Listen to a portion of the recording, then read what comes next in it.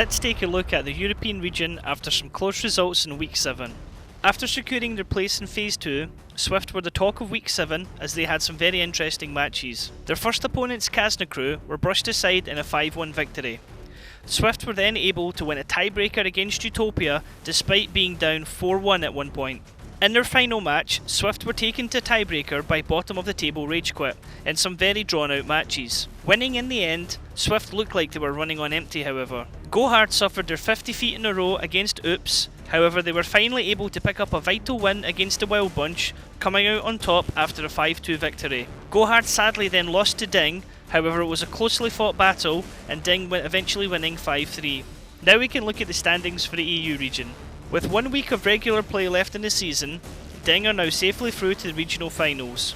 Utopia and Oops are the only two teams who can now fight for the second safe spot in the regional finals. The remaining teams have 1 more week to fight it out for spots 3 to 6 so that they can then compete in the online playoffs where the top 2 teams will go through to the regional finals. Spots 7 and 8 will take no further part in the Gold Series and will instead go down into the relegation tournament.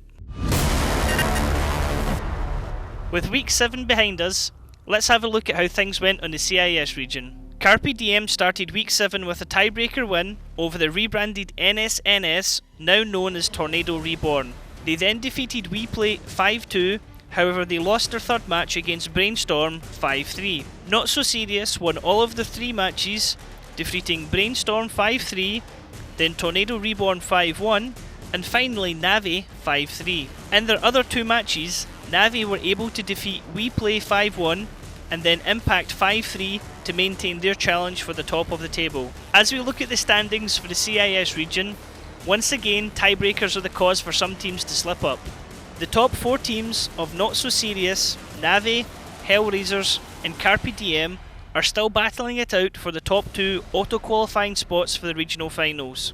The 4 slots for the quarter-finals are still undecided, as either WePlay or Impact Gaming could still make it if they win all their matches, but only if Brainstorm or Tornado Rocks lose all of their matches. It's almost impossible to say who will go through or not, so this final week of regular play will be very exciting to watch for the CIS region. As it was Tokyo Game Show last week, there's no matches to cover for the APAC region, however normal matches will be continuing this week.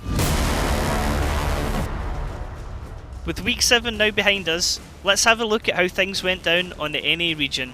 Aquatic M60s had their challenge for the top of the table dented by both Seably the True and Eclipse as they lost tiebreaker matches against both teams. High had an extremely difficult week as they were defeated by Eclipse 5-2 and then Apex 5-0.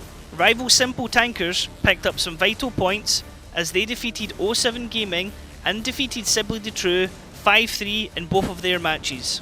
As we bring up the standings for the NA region, the next couple of matches will be crunch time for so many of these teams. Unless they suffer a shock 3-match losing streak, Apex are through to the season finals. Eclipse will be fighting it out for Aquatic M60s and Deja Vu for that second automatic qualifying spot. In the battle for the 4 quarter-final places, nothing is decided as High in 8th place are only 6 points away from rival Simple Tankers in 5th place. As with the CIS and EU regions, the final week of play for the NA region is going to be very close and vital for the remaining teams, so it's going to be great to watch and see who gets through.